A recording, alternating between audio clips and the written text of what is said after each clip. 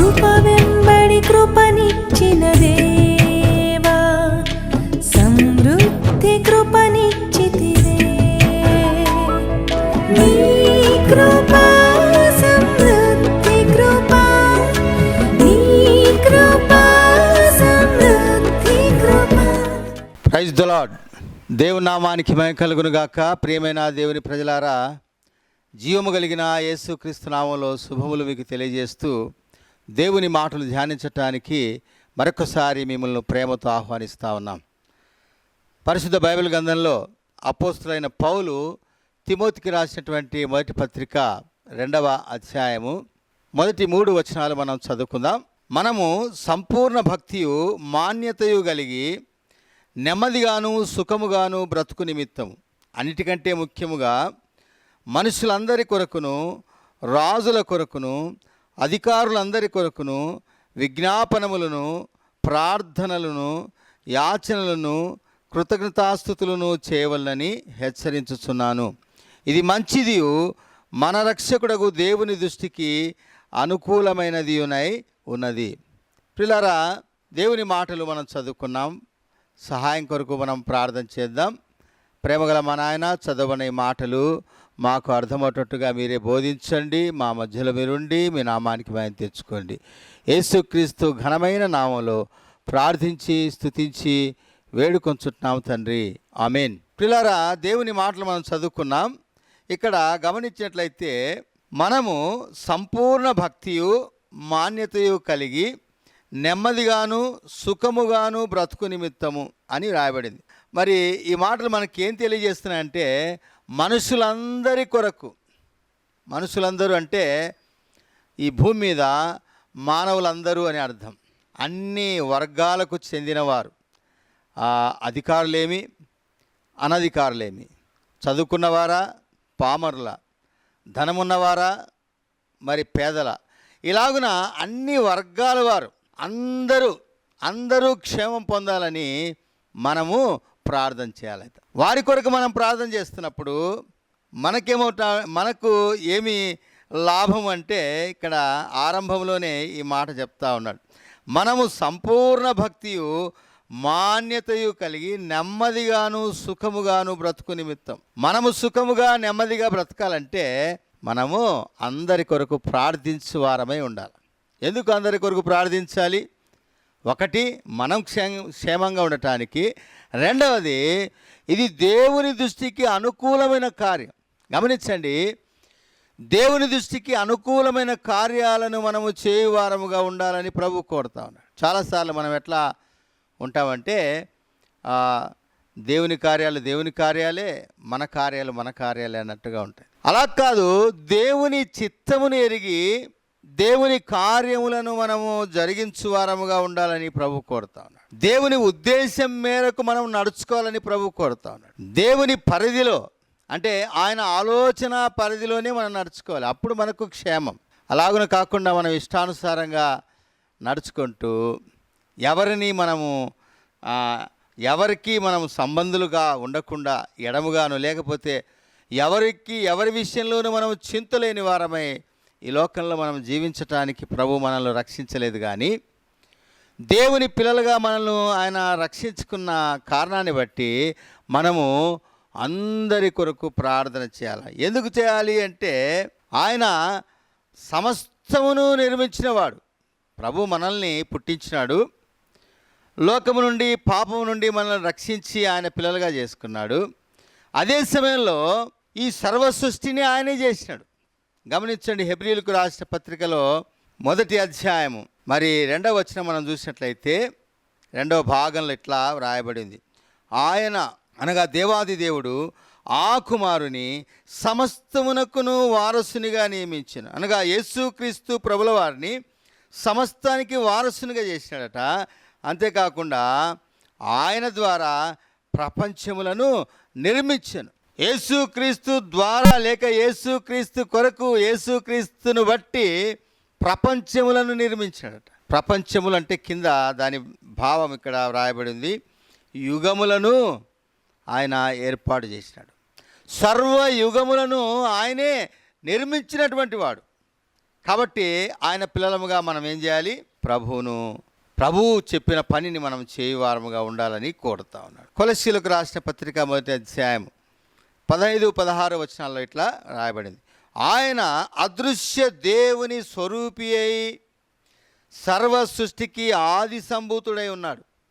అంటే ఏ ప్రభు అయితే మనల్ని రక్షించినాడో, ఏ ప్రభు అయితే మన ప్రాణమునకు తన ప్రాణాన్ని పెట్టి, అంటే పాపములో ఉండి చచ్చిపోయినటువంటి మనల్ని తన ప్రేమ చేత, తన మహాకృప చేత తాను మన పాపాలన్నీ భరించడం ద్వారా ఆయన కల్వరి శిలువలో అర్పించేటువంటి ఆ ప్రశస్తమైనటువంటి రక్తం ద్వారా మన పాపాలు కడిగినటువంటి ఆ యేసు, లేక ఆయన అదృశ్య దేవుని స్వరూపి అయి సర్వ సృష్టికి ఆది సంభూతుడై ఉన్నాడు.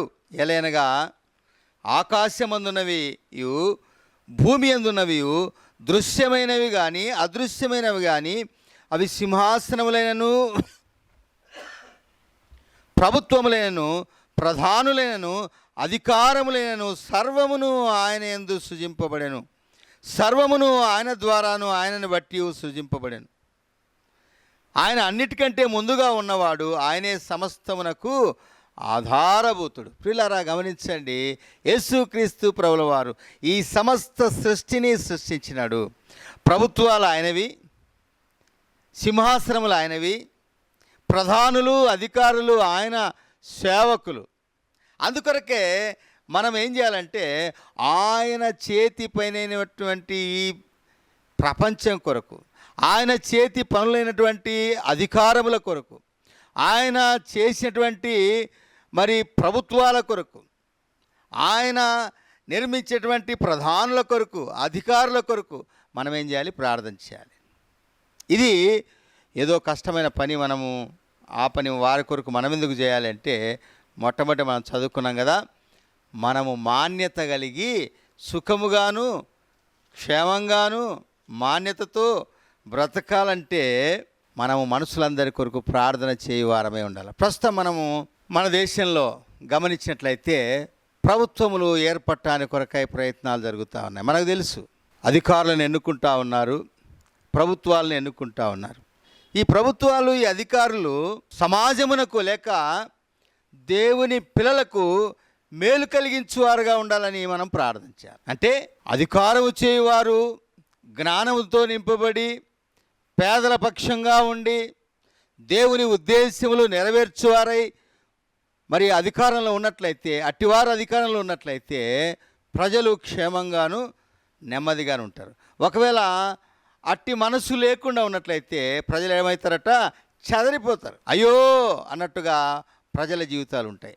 అందుకని మనమేం చేయాలంటే క్షేమము కొరకు, ప్రజల క్షేమము కొరకు, దేశము క్షేమం కొరకు, నీ గ్రామం కొరకు, నీ పట్టణము కొరకు, అంతేకాకుండా నీ ఇంటి వారి కొరకు, నీ ఇంటి వారు క్షేమంగా ఉండాలని ఆలోచన కలిగిన వాడవైతే దేవుని ఉద్దేశ్యములు ప్రభువా ఈ లోకంలో లేక మా ప్రాంతంలో, మా దేశంలో జరుగునట్లుగా మీరు అనుగ్రహించండి అని మనం వారందరి కొరకు ప్రార్థన చేయాలని ప్రభు కోరుతా ఉన్నాడు. మనము ఎట్లా ప్రార్థన చేస్తున్నాం?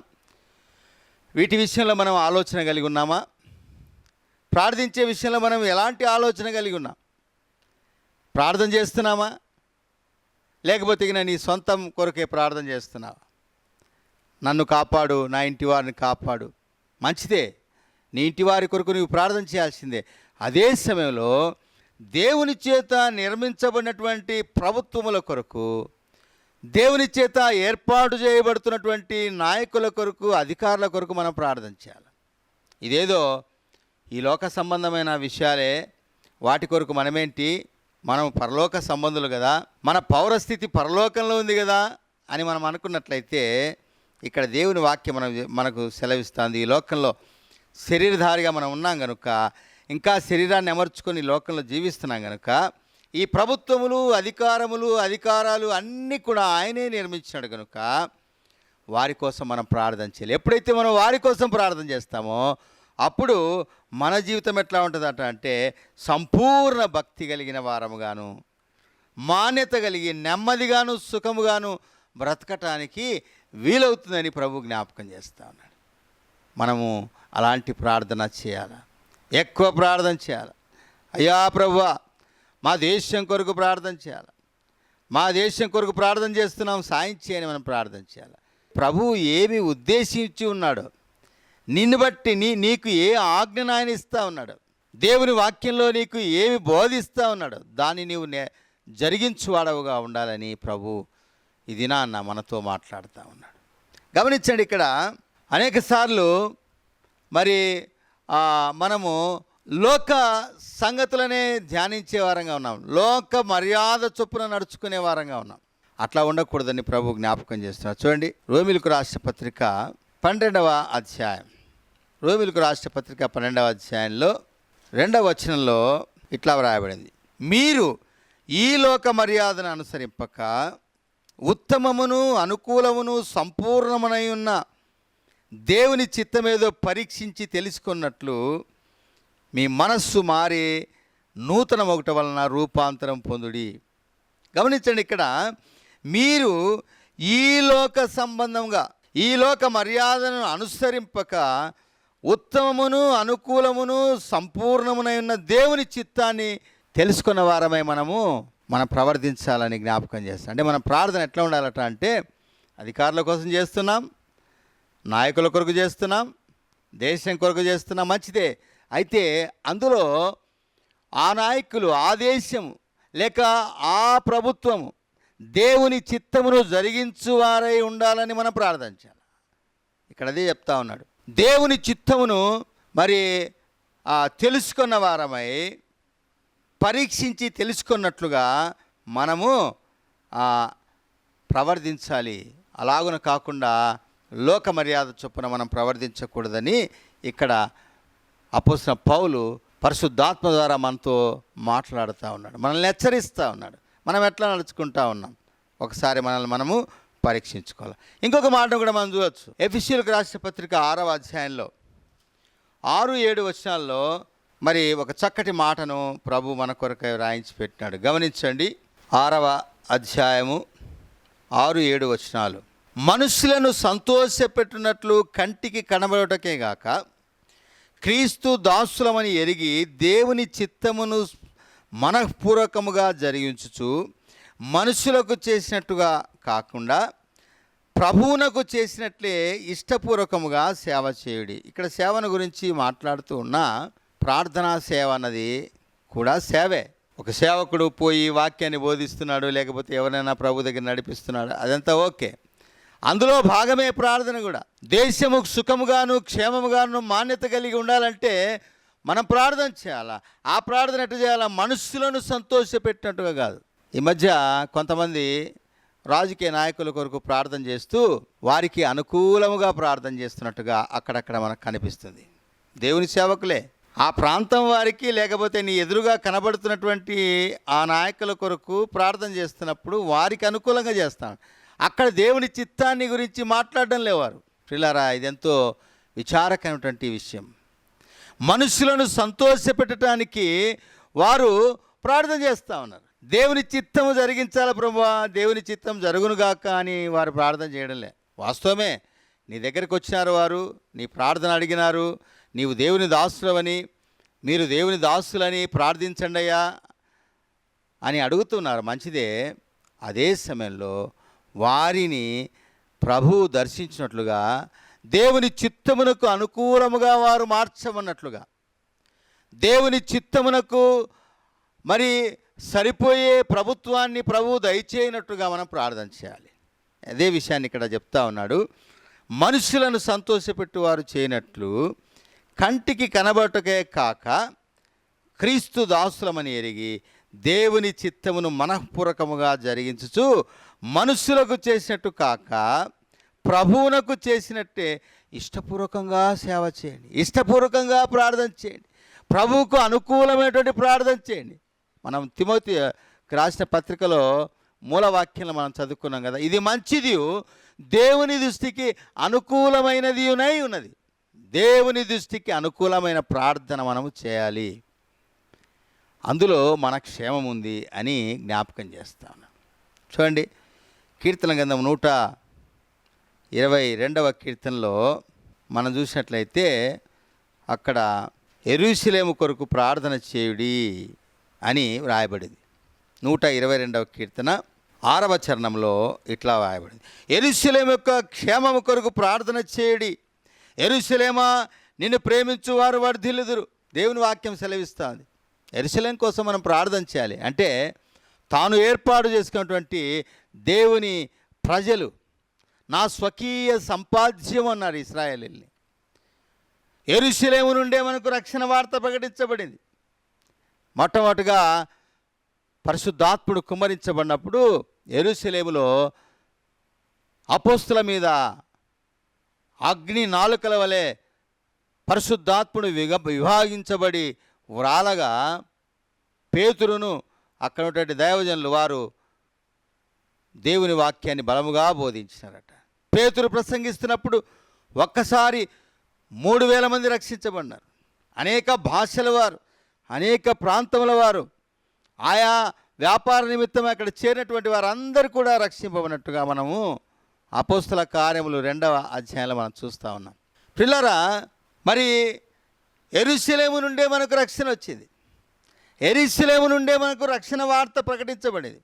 యెరూషలేములోనే నా విమోచకుడు క్రీస్తు ప్రభుల వారు ఆకాశమునకును భూమికి నీ మధ్యలో వేలాడగొట్టబడి రక్తము చిందించి ప్రాణం పెట్టి చనిపోయి పాతి పెట్టబడి పునరుత్థానుడై అక్కడి నుంచి లేచినాడు. కాబట్టి దేవుని వాక్యం ఏం సెలవిస్తుంటే, దావీదు భక్తుడు ఆయన పాడుతూ ఇట్లా చెప్తున్నాడు, యెరూషలేము యొక్క క్షేమం కొరకు ప్రార్థన చేయండి. యెరూషలేమా, నిన్ను ప్రేమించువారు వర్ధిల్లుదురు. గమనించండి, నీవు నేను సుఖముగాను క్షేమముగాను బ్రతకాలంటే మొట్టమొదట మనము యెరూషలేము కొరకు, దేవుని ప్రజల కొరకు, యూదుల కొరకు మనం ప్రార్థన చేయాలి. నేటి దినాల్లో భయంకరమైనటువంటి యుద్ధాలు జరుగుతూ ఉన్నాయి. మరి లోతుగా మనం వాటి గురించి మనకు అర్థం కావు, వాటి గురించి మనం ఆలోచన చేయలేం. ఒక్క మాట మాత్రం మనం ప్రార్థన చేయాలి, ప్రభువా నీ ప్రజలను కాపాడు, నీ ప్రజలను రక్షించు, వారు కూడా ప్రభువుని అంగీకరించి రక్షణ కార్యం పరిపూర్ణమవునట్లుగా అనుగ్రహించయ్యా అని మనము ప్రార్థన చేయాలి. రెండవది, మన దేశ అధ్యక్షుల కొరకు ప్రార్థన చేయాలి. దేశానికి నాయకులను ఎన్నుకోబోతున్నటువంటి సమయం ఇది. కాబట్టి ఇప్పుడు దేశం కోసం ప్రార్థన. దేశంలో నాయకులు సరిగా ఉంటే ప్రజలు క్షేమంగా ఉంటారు. దేశంలో నాయకులు దేవుని చిత్తాన్ని ఎరిగిన వారై ఉంటే ప్రజలు క్షేమంగా ఉంటారు.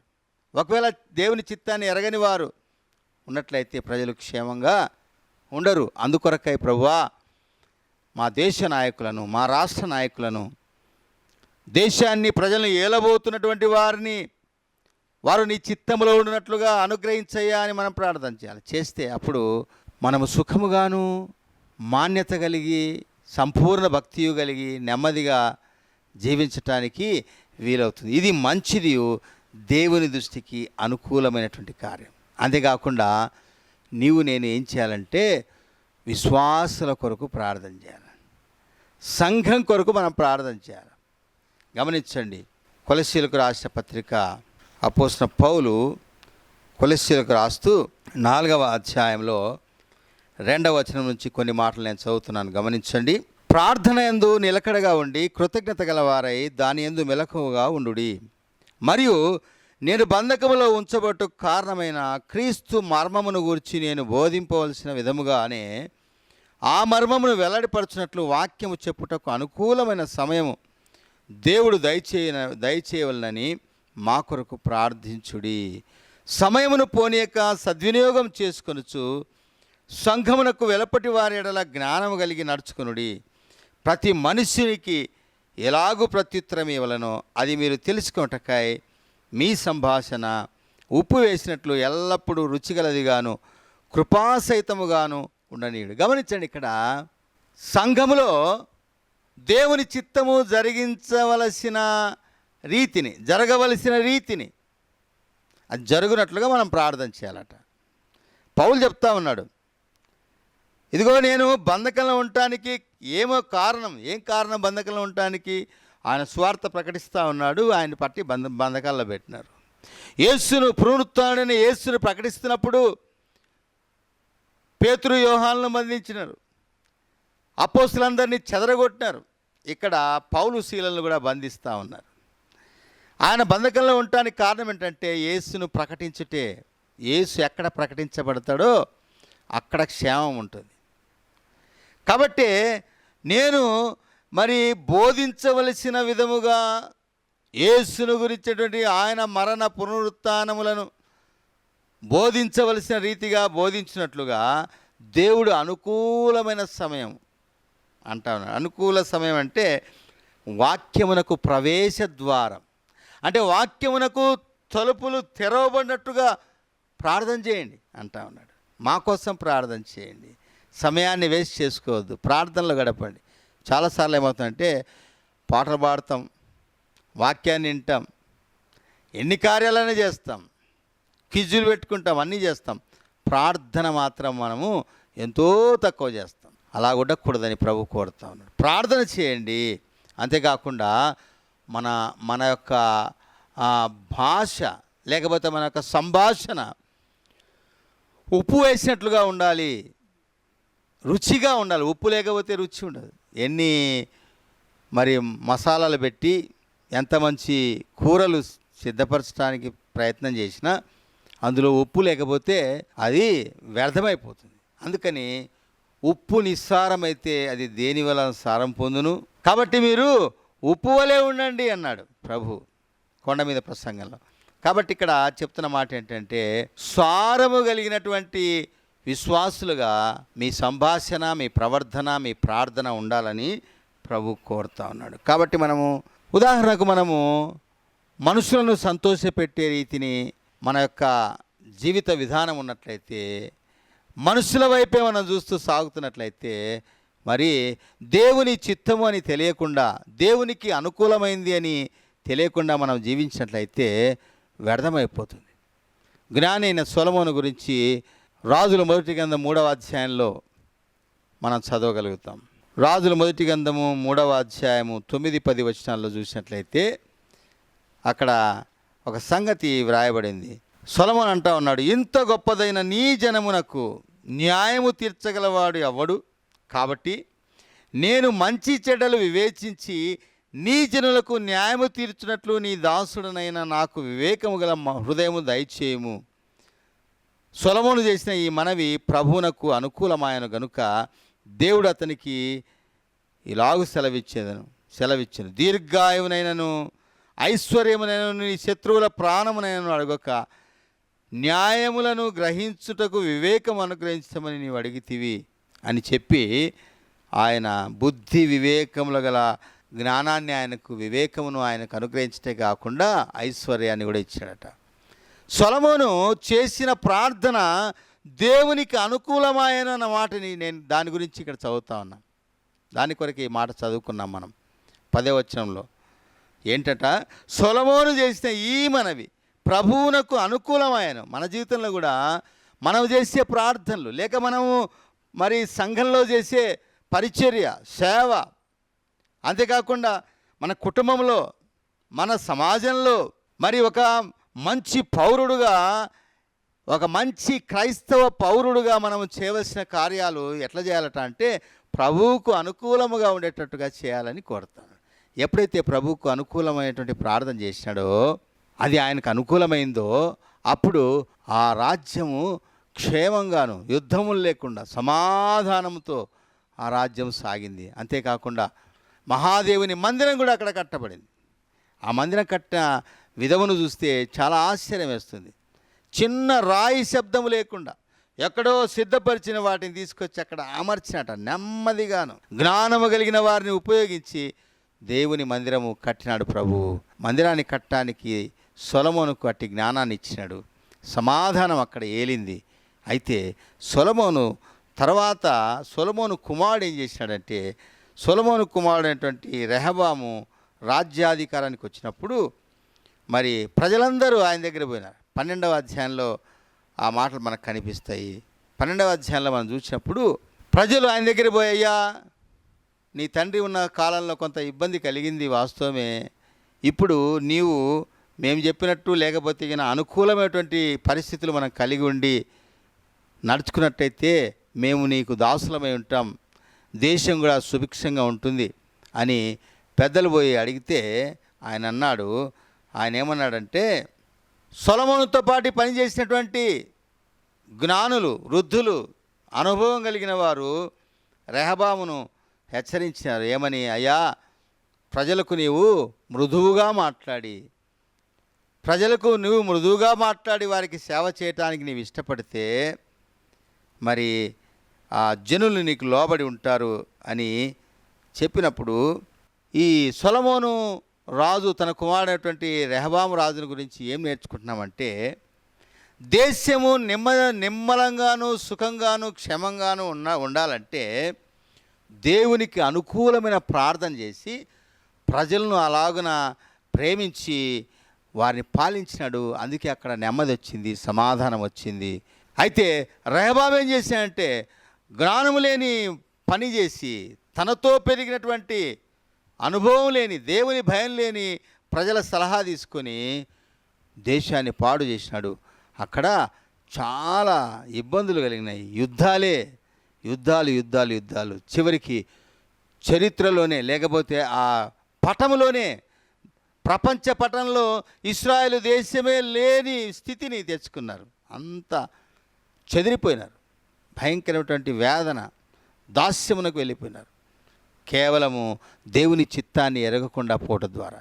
కనుక ప్రియులారా, ఈ ఉదయకాలమున ఈ దినాన్న ప్రభు మనతో మాట్లాడుతున్న మాట ఏంటంటే, అపోస్తలుడైన పౌలు ద్వారా ఆయన చెప్తా ఉన్నాడు, మీరు మాన్యత కలిగి సుఖముగాను నెమ్మదిగాను బ్రతుకు నిమిత్తము మనము అందరి కొరకు ప్రార్థన చేయాలట. ఎవరెవరి కొరకు ప్రార్థన చేయాలా? ఎవరెవరి కొరకు ప్రార్థన చేయాలంట అంటే, సింహాసనాల కొరకు ప్రార్థన చేయాలి, అధికారాల కొరకు ప్రార్థన చేయాలి, ప్రభుత్వాల కొరకు ప్రార్థన చేయాలి, అధికారుల కొరకు ప్రార్థన చేయాలి, నాయకుల కొరకు ప్రార్థన చేయాలి. వీటన్నిటిని సృష్టించిన వాడు ఆయనే కనుక మనం ఎంతో జాగ్రత్తగా, విశ్వాసులు, క్రైస్తవులు, యేసును అంగీకరించిన వారు ఇప్పుడు ఎంతో జాగ్రత్తగా మనం ప్రార్థన చేస్తే ఆయన చిత్తము నీ ద్వారా, నా ద్వారా జరిగించబడుతుంది. ఒకవేళ ఇంకా ఇది అర్థం కాకుండా ఉన్నట్లయితే ప్రభుని అడుగు. నీవు, ప్రభువా, నేను ఎవరెవరి కోసం ప్రార్థన చేయాలా? ప్రభువే చూపిస్తాడు. ఇక్కడ మనకు తిమోతికి రాసిన పత్రికలో మనం చదువుకున్న భాగంలో మరొకసారి మాట చదువుకొని మనము ప్రార్థన చేసుకుందాం. మనం సంపూర్ణ భక్తియు మాన్యత కలిగి నెమ్మదిగాను సుఖముగాను బ్రతుకు నిమిత్తము, అన్నిటికంటే ముఖ్యంగా మనుషులందరి కొరకును, అంటే మనుషులందరి రక్షణ కొరకును దేవుని చిత్తం అది. అంతేకాకుండా రాజుల కొరకును, అధికారులందరి కొరకును విజ్ఞాపనలు, ప్రార్థనలు, యాచనలు, కృతజ్ఞతాస్తుతులు చేయాలని హెచ్చరిస్తూ ఉన్నాడు. అంతేకాకుండా ఇది మంచిది, ఇది మన రక్షకుడు దేవుని దృష్టికి అనుకూలమైనదినై ఉన్నాయి. అనుకూలమైన కార్యాలు మన మధ్యలో దేవుడు జరిగించినట్లుగా ఆయనే సాయం చేసి నడిపించునుగాక. ఒకవేళ ఈ మాటలు వింటున్న వారు ఇంకా ఎవరైనా రక్షింపబడకుండా ఉన్నట్లయితే, యేసుని ఎరగకుండా ఉన్నట్లయితే, ప్రియ సోదరి, యేసు నీ కొరకు ప్రాణం పెట్టి చనిపోయి పాతి పెట్టబడి తిరిగి లేచినాడు. ఆయన రాబోతా ఉన్నాడు. ఆయన వచ్చే సమయానికి నీవు రక్షించబడాలి. యేసును నీ హృదయంలో చేర్చుకో, ఆయన నిన్ను రక్షిస్తాడు. అంతేకాకుండా రక్షింపబడిన విశ్వాసి, క్రైస్తవుడు ఏం చేయాలట అంటే, నెమ్మదిగా బ్రతకాలంటే అందరి కొరకు విజ్ఞాపన ప్రార్థన మీరు కలిగి ఉండాలా. అట్టి కృప దేవుడు మనకు అనుగ్రహించి నడిపించునుగాక. ప్రేమగల దేవా, ఇది నాన్న మీరు వినిపించిన ఈ మాటలు బట్టి స్తోత్రాలు. ప్రతి మాటకు నీరు పోసి ఫలింపచేయండి నాయన. అనేకులు మేలు పొందినట్లుగా మేము తండ్రి మన ఆయన విజ్ఞాపన చేసేవారముగా, ప్రార్థనలు, యాచనలు, కృతజ్ఞతాస్తుతులు చెల్లించేవారముగా మమ్మల్ని మీరు సిద్ధపరచండి.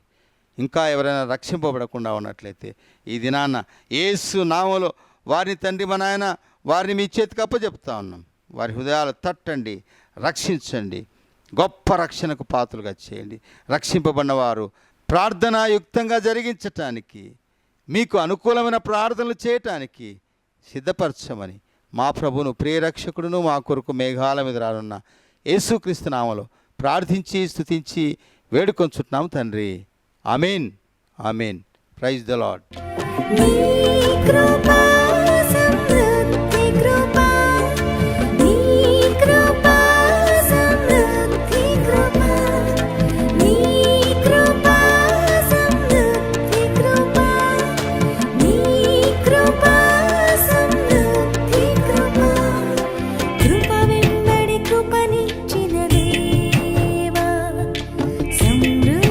కృపనిచ్చితివే